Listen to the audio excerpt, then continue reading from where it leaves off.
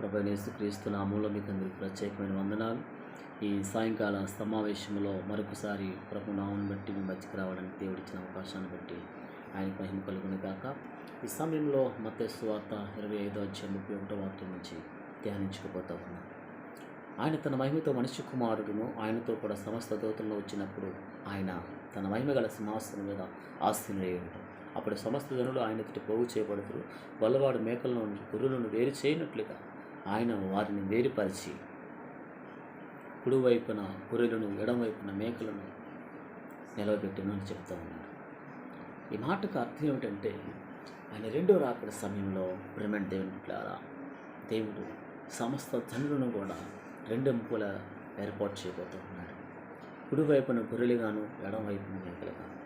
కుడివైపు ఉన్నవారు ప్రభు మాట్లాడుతున్నాడు, నా తండ్రి చేత ఆశీర్వదింపబడిన వాడా రండి అని అంటున్నాడు. ఎందుకు వారిని పిలుస్తున్నాడు దేవుడు అంటే, ఆకలి కొనిన వారికి వాళ్ళు అన్నం పెట్టారు, దప్పికతో ఉన్నవారికి వాళ్ళు సహాయం చేశారు, అంటే దాహాన్ని ఇచ్చారు. వారి సరసాల్లో, కష్టాల్లో, ఇరుకుల్లో, ఇబ్బందులు ఉన్నప్పుడు ఈ కుడివైపున ఉన్నటువంటి దేవుని బిడ్డలు తండ్రి చేత ఆశీర్వదింపబడిన వారు ఎన్నో సహాయ సహకారాలు అందించారు. కానీ ఎడమవైపున ఉన్నవారు అలా అందించలేకపోయారు. అందుకే ఎడమవైపున ఉన్నవాళ్ళ అంటే నా తండ్రి చేత శాపింపబడిన వాళ్ళ ఇదిగో దుష్టుల కొరకు ఏర్పాటు చేయబడినటువంటి నరకములోనికి మీరు, నరకాగ్నిలోనికి మీరు వెళ్ళిపోండి అని చెప్పేసి వారితో మాట్లాడుతున్నారు. ఎందుకు మేము వెళ్ళాలి అని అనుకున్నాం. ఆకలితో ఉన్నవారికి వారు ఆహారం పెట్టలేదు, దాహంతో ఉన్నవారికి దాహాన్ని తీర్చారు. కష్టాల్లో నష్టాల్లో ఉన్నటువంటి సాటి సహోదరుల వారు సహాయం చేయలేరు, నిస్సహాయ స్థితిలో ఉన్నారు. మరి వాళ్ళు సహాయ సహకారాలు అందించకపోతే నరకానికి వెళ్ళిపోతారా అని మీరు అడగచ్చు. యెహోవా వాక్యం ఏమని సెలవిస్తుంది తెలుసా? పేదలను కనికరించేవాడు యెహోవాకు అప్పించేవాడని చెప్తున్నాడు. క్రియలు లేని విశ్వాసం మృతమని చెప్తున్నాడు. క్రైస్తవులు అని చెప్పుకోవడం కాదు, క్రియ కావాలి. క్రియ నీలో ఉందా? క్రియలు లేని విశ్వాసం మృతమని బైబిల్ చదివిస్తుంది. పేదలను కనికరించలేని వాడు నీవు, పేదల మీద దయ చూపలేదు. క్రైస్తవుడు ఎలా అవుతావు? నీ ప్రభు చూపించిన ప్రేమ అలాంటిదేనా? మనుషుల మాటలు నమ్ముతున్నావు, వ్యర్థంగా డబ్బులు ఖర్చు పెడుతున్నావు, దేనిదేనికో అన్యాయముగా అక్రమంగా డబ్బులు ఖర్చు పెడుతున్నావు. అన్నం లేని పేదవాడికి అన్నం పెడితే తప్పే ఉంది. దాహంతో ఉన్నవారికి దాహాన్ని ఇస్తే తప్పే ఉంది. కష్టాల్లో, నష్టాల్లో, ఇరుకుల్లో, ఇబ్బందులు ఉన్నటువంటి వారికి సహాయ సహకారం అందిస్తే తప్పే ఉంది. లేని వాడికి సహాయం చేస్తే తప్పే ఉంది. ప్రభువే చెప్తున్నాడు కదా, నీ దగ్గర 2 అంగీలు ఉంటే ఒక అంగీని ఇవ్వమని చెప్తున్నాడు కదా.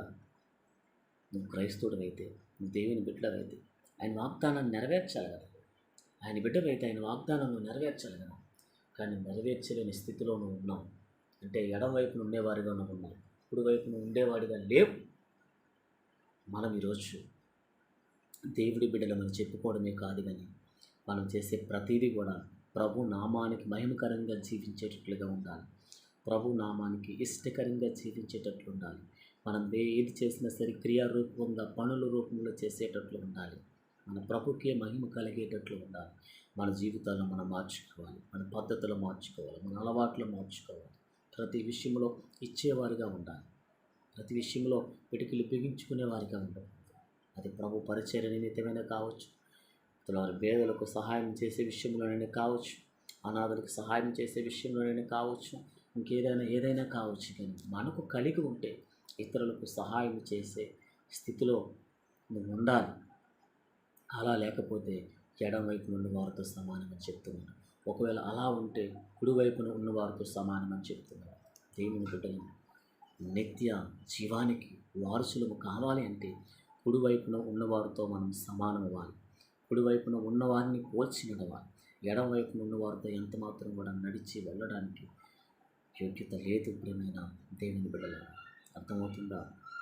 దేవుని రాజ్యంలో పాలుభాగస్తులుగా ఉన్నవారు, దేవుని రాజ్యము కొరకు మనం పుట్టు మొదలుకొని మరలా మనం మరణాంతం వరకు కూడా దేవుని రాజ్యం కొరకే మనం చేసే ప్రతి భక్తి, ప్రతి ఉపవాసము, ప్రతి ఒక్క పనిలో కూడా దేవుని కోసం ఏర్పాటు చేసిన పనిలో ఆయన రాజ్యాన్ని స్వాతంత్రించుకునే విధానం కొరకే మనం పాటుపడుతూ ఉన్నాం.